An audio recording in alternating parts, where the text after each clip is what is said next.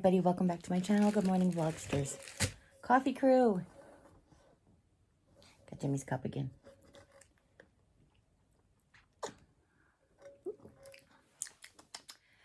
That tastes like caramel macchiato.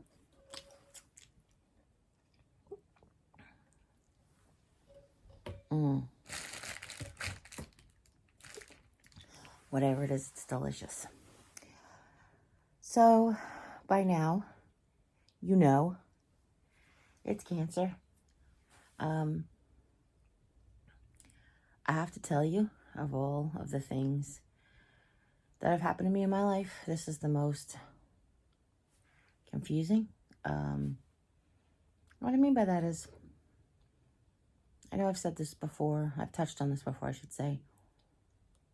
This really, was unexpected. I said to my sister, of all the things that I thought would go wrong with me, being a life chunkster, this isn't one of them. It's just bizarre. That being said, I have no intentions of quitting or going anywhere. I'm just going to fight my absolute hardest. It's probably not going to be the easiest road I've ever been on, but with today's advancements, it'll be a lot easier than it has been for many people in the past, which I'm grateful for. My prognosis is better than other people's. So we are just going to take one day at a time, do everything we can. I will tell you, I like to look for silver linings. So the first one we can see is, yes, it is a less aggressive form. The renal carcinoma is less aggressive than the sarcoma. It's more treatable, which is a silver lining. But a big silver lining that I like to look at is, I now know why I've been exhausted for the last 2 years, 2+. I now know why that I haven't been able to get my blood sugar under control despite having practically no carbs in my diet. I now know why weird pains. So one of the things that I can't remember if I talked about, so I apologize if this is a repeat. But, when I saw the bone scan of all the different spots, I was like, oh, that makes sense. So my 6th rib on my left side, a few months back, I had a stitch in my side that lasted 3 days. Ow, ow. And, on my clavicle, I often get, I think I go to look to say, okay, great, it's not a heart attack because it's not jaw pain. But is it tooth pain? Because sometimes when you get a toothache, it can radiate down your neck. And you're like, neck pain is my blood pressure, So I'm kind of grateful, you know what I mean?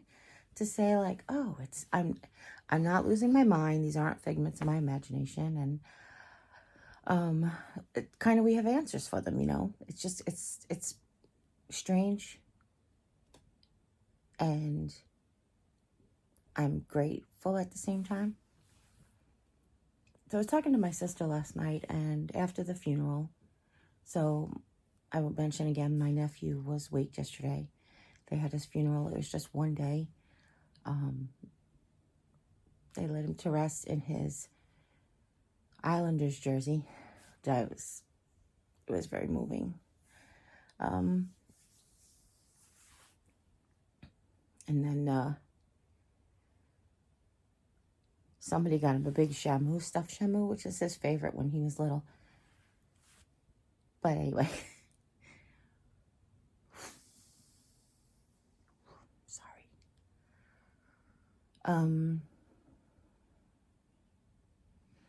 I talked to my sister afterwards, and she had a few cocktails. My sister Jane, not my sister Alicia. Alicia was there, but I talked to Jane on FaceTime. And she was thinking, I'm worried now. Do I go get, ask my doctor for a PET scan? No, my sister Jane survived thyroid cancer. And she said, to me, if this is cancer, for the rest of your life, you realize that my body can grow cancer. And she's right. That is the case for the rest of my life, is that my body can grow cancer. But I tell you this because had the cancer not metastasized to my bone and had it not broken my bone, I don't know that I ever would have found out I had cancer. So everybody keeps asking how you're feeling, and I'm like, well, honestly, if my leg didn't hurt, I wouldn't know I had cancer. That being said, now that I know that it's cancer, it explains why all the other things. You know, being a type 2 diabetic, being a person who comes from a family of arthritics, who has arthritis everywhere, being on long-term medication to control your diabetes, all of these things can create lethargy. All of these things can create exhaustion. Doing things with chronic pain can create exhaustion. So when I was like losing my energy, it was like, that's why we went to the doctor and we got all blood work, and the blood work looks good other than like your blood sugar not being under control. So I'm like, well, yeah, okay, why isn't my blood sugar under control? Let's do this to do it. Let's do this, change the diet, try to exercise. It's hard to exercise when you have no energy. It's just like this, it was just like this thing. But now that I know that it's cancer that's made me, giving me all these symptoms all this time, I'm like, aha, okay. Now, nobody deserves cancer. I don't mean that at all. And there is no rhyme or reason for many people of what happens. But there are certain risk factors that could create more, like say you were a mechanic and you didn't work in a well-ventilated shop. Say you worked around toxic chemicals or paints. Say you like smoked or just did certain things that could cause, increase your chances of getting cancer. That all being said, sorry.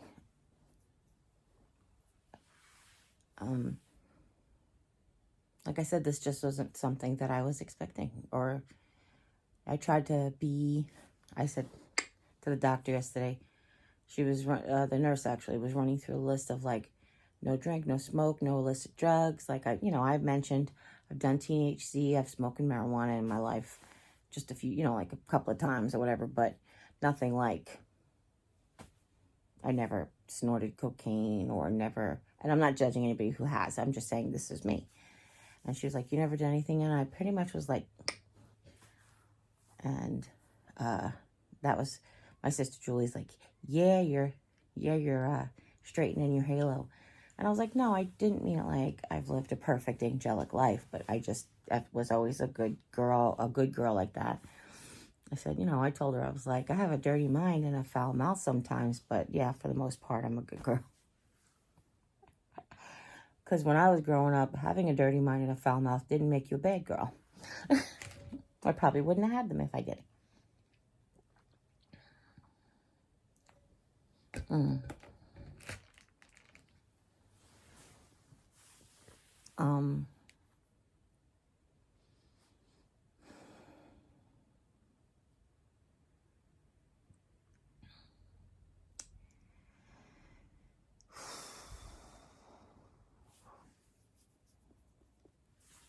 Sorry. My mind just... My mind just keeps slipping back to the fact that my nephew's passed.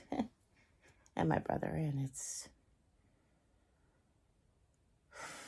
overwhelming, It's overwhelming at times that here I am beginning a battle for every moment.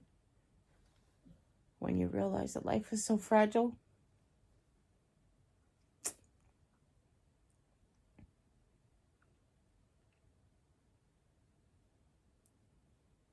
I realized when I turned 50 that I wanted to live a long life. And that's why I started. Well, that and the eye issues. I guess when the eye issues started, that's when I realized that I had to do something to control the diabetes better because I wanted to live a long life, and it was affecting areas that I couldn't tell. You know, you can tell kidney issues from kidney tests normally. And you can tell, neuropathy, and you can feel your feet and check your feet for wounds and check to make sure that the wounds are healing properly. Like you can do these tangible things, but until the eye issues creeped up on me, I realized that there's other symptoms and side effects that you can't see of it. So I was making sure that I turned 50. I was like, let me turn this thing around so I can be around for a long time. And it gave me the warning to fight. And now my brother passed. It was just like the same thing, just like fight for your life, be here long term, do what you can to be here for a while. And now this is just all more of the reason to fight for every moment. This is the only life that I'm going to get. And whether or not you believe in reincarnation of the soul, that's entirely up to you. But I don't know necessarily that the soul can remember always.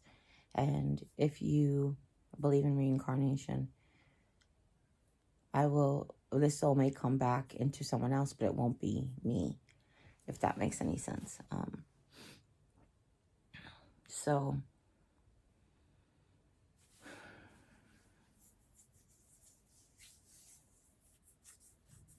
sorry.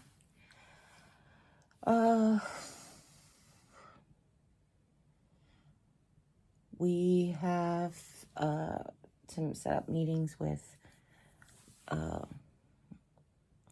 financial assistance at the hospital and at the hospital and at the cancer center. And we have to set up a meeting with the social worker to figure out what we're going to do, because this is going to be a really expensive treatment plan. The doctor said yesterday, he said there's a lady at the pharmacy who works with the insurance company that, since open enrollment is in a few weeks, I have about 6 or 7 weeks maybe 6 weeks at this point, to figure out if I will be going on disability or if I will be eligible for Medicare with the cancer, or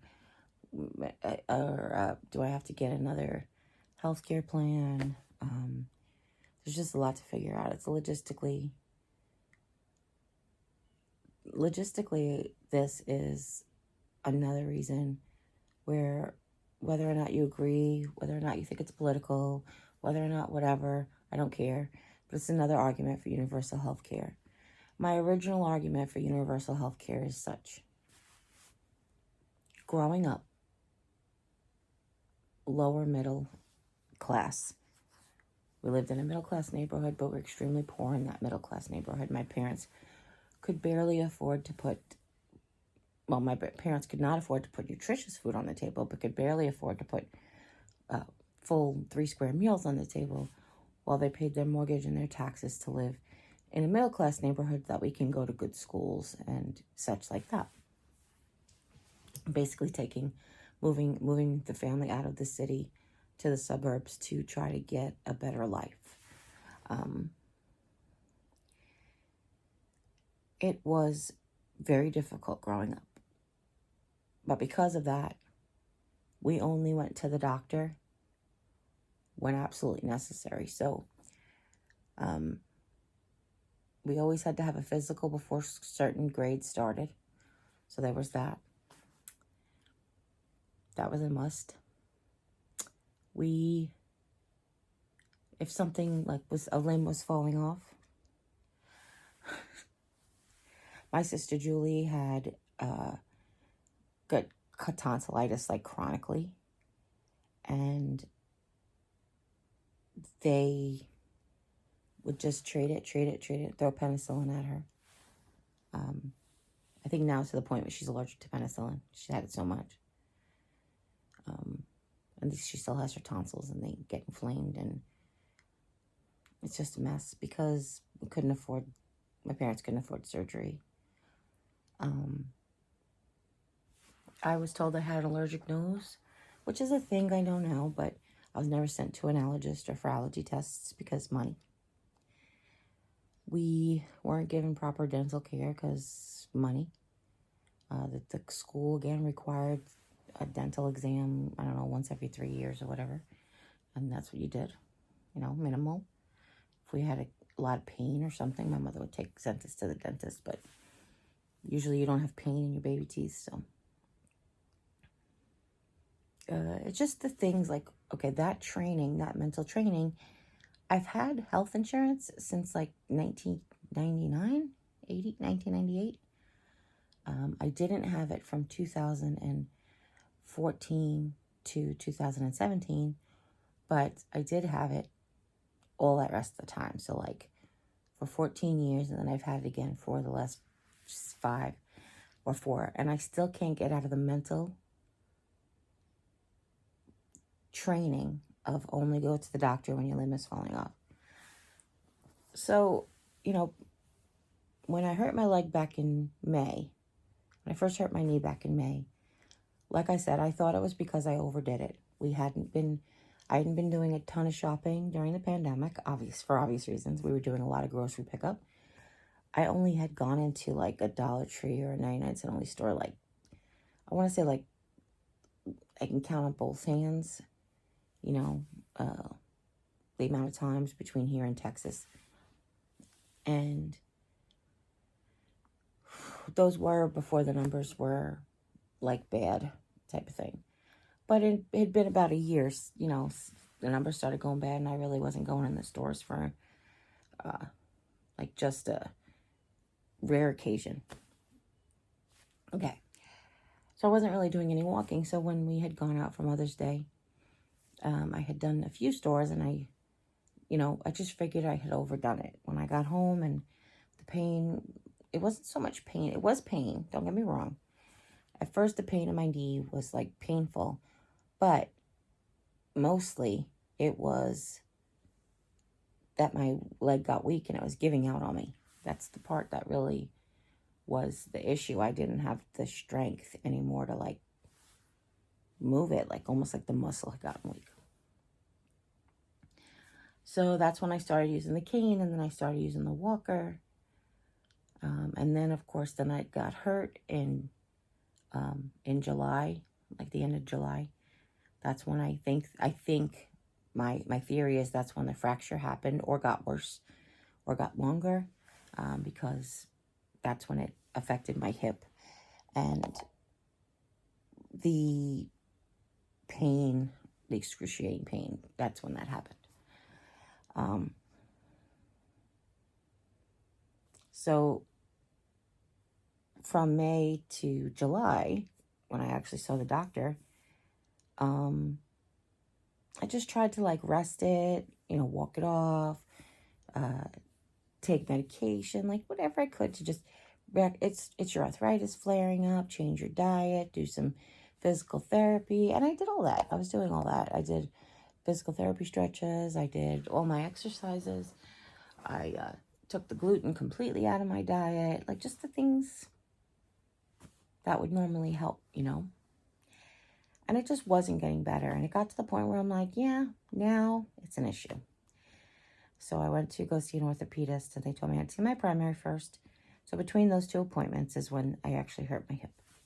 And you guys know the rest of the story. So if we had universal health care, again, since I was young, I would have not had that mental block to prioritize life and bills before medical care. Now, if we had it now, I wouldn't think twice about it at all. About going, like, one of my concerns when I didn't, I shouldn't go to the doctor just yet, because then I won't be able to work as much, and I won't be able to produce, and and I won't be able to like earn money this month, and it's July, and or whatever reason, I wouldn't be able to go to Texas and go to the store and all those things. So, yeah, that all money, like, and it's not about money and power. It's about covering your costs. It's about living sustainably, that type of thing. So I know that it has become a very political issue, but truly and honestly, we're the only developed nation. We have the most, like, we're the superpower of the world, and like the only developed Western civilization that doesn't have universal health care, which is so bizarre. It's so bizarre. Yes, your taxes will go up. However, you won't have health care coming out of your paycheck every week, 2 weeks. And let's not forget this. Your company won't have to pay their part of the premium, so then potentially they could pay you more. If they weren't greedy, then they could pay you the money that they've put in towards your benefits. People often forget about that. So then it might offset the cost of the taxes. And there is that whole, like, well, that'll just make people won't get jobs because they won't need health care. And I'm like, well, that's like a lame excuse, because first of all, there's millions of people in this country who work without health care. 2 jobs, 2 part-time jobs, 3 part-time jobs, make ends meet. And they don't have health care because when you work part-time at a job, they don't provide health care. I know, because I worked part-time at my job for over a year thinking I was getting full-time benefits, because I didn't know that I was permanently on the schedule for one of my shifts that I was working for a year. So it wasn't counting towards my full-time status. Whatever, dude. Or like Jimmy's old job, where they work you 40 hours for 5 weeks, but if they work you 40 hours for 6 weeks, they have to make you full-time. So they work you 40 hours for 5 weeks, and they give you 26 hours on the 6th week. And then they work you 40 hours the next 5 weeks, which is bullshit. Excuse my language. But that's the rules, and the companies can just skirt under them like, hey, this is how we can skirt under them. And then, of course, it affects us in 2 ways. Not only now we don't have health insurance because you've skirted around the part-time situation, but you've also affected my paycheck, because I'm used to my budget, because I'm used to his paycheck being 40-hour week, and then the week that it's 26, you're like, oh. I mean, you can plan for it, but you don't always know when it's coming, type of thing, But anyway, that's life. Life is the way it is. But overall, it would be a benefit to everybody, because, we wouldn't have so many people going on Medicaid, because they would have medical treatment their whole lives. And I don't mean Medicaid, I meant Social Security Disability. I said the wrong thing. Because they would have medical treatment. They wouldn't get to the point where they needed to stop working necessarily. A lot of people, like this situation, know they could have cancer. They might have suspect that they have cancer. They might have breathing issues, but they don't want to go to the doctor until it's unbearable. Even with the pandemic the way it was, if we had universal health care, people would be more willing to take the precautions needed. They would trust the government medically a lot more. I just don't know how this stuff has become so politicized. I do know how, and I do know why. I just don't know how we as the people allowed it to be that way. It's really funny, because a lot of people think that whole philosophy about, like, people will be lazy and those won't have to work. And I'm like, but we call ourselves a Christian nation. And the very first thing that Jesus told us, the greatest commandment, the key thing besides love is, I'll say it a few different ways, treat others as you would treat me, Jesus said, or treat others as you treat yourself. Do unto others as you'll have done unto you. Do unto others as you have done unto me. Like, it depends on which version that you've heard, but or how your text is written. But basically, we're supposed to treat everybody like we want to be treated, and treat everybody how we would treat Jesus. And that to me is, yes, treat everybody as like to treat Jesus, but if you're not a Christian, just treat everybody how you want to be treated. You want to be treated with respect, then treat people with respect.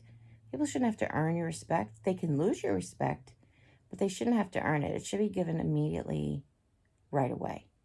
Because if you're not giving somebody respect because their appearance or their job position or their lack or knowledge or their presentation of their education, that is on you. That is you being a bigot or being biased or being whatever, judgmental by appearance. Never judge a book by its cover. That's you being not treating everybody how you'd like to be treated. There are people who wear a suit and tie to work every day and they expect to be respected. And then they go play flag football on Saturday with their coworkers once a year. And they walk into the delicatessen in their flag football uniform. And they still want to be treated as like this if they have a suit and tie. But if we all judged on appearances, why would I treat you like you have a suit and tie on when you're wearing shorts and a dirty t-shirt with flags hanging down your pants? You know what I mean?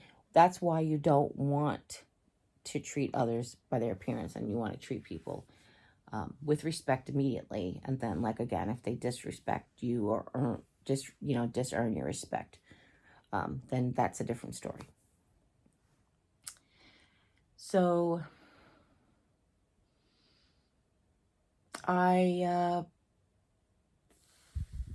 will tell you that I also didn't mean to make this morning's vlog all soapboxy, but it's really speaking to my heart these days. It's really been speaking to my heart because who knows, if I had grown up, if we had universal health care and I grew up with the mentality of,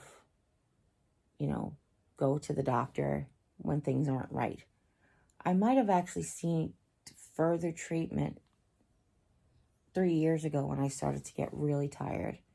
Let's just make sure that it's my diabetes. Let's just make sure that it is age or such. Hold on a second, guys. Sorry about that. That was the doctor's office. And normally when the phone rings, it cuts off the video, and it didn't. So honestly, like, if I would have had the mentality of having universal health care, or the mentality of having, like, go to the doctor when something isn't right, I wouldn't be like a hypochondriac, but like I said, let's just see. Maybe my hormones are out of balance. Let me see, is it menopause? Can I get hormone replacement therapy for menopause? Is it this? Is it that? Like, what could it be?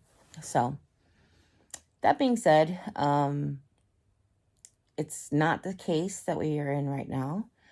I think that what I have always said, which is kind of funny, is I think that everybody, when they hit 18, should have a CAT scan, a full body CAT scan for reference. They should, see the size of their kidneys, see the functioning of their liver. And then this way, as stuff goes wrong, you can always have something to compare it to.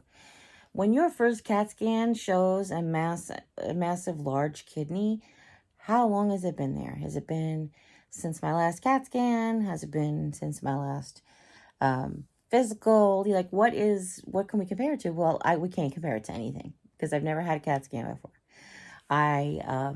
I have had a knee x-ray when I had my surgery, so I know that mass wasn't there 10 years ago.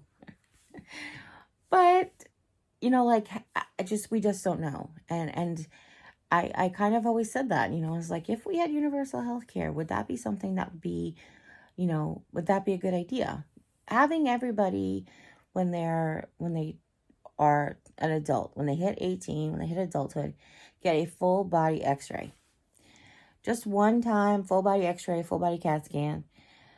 God forbid your body goes missing, somebody tries to kill you, and they bury your body, and there's no DNA left or whatever.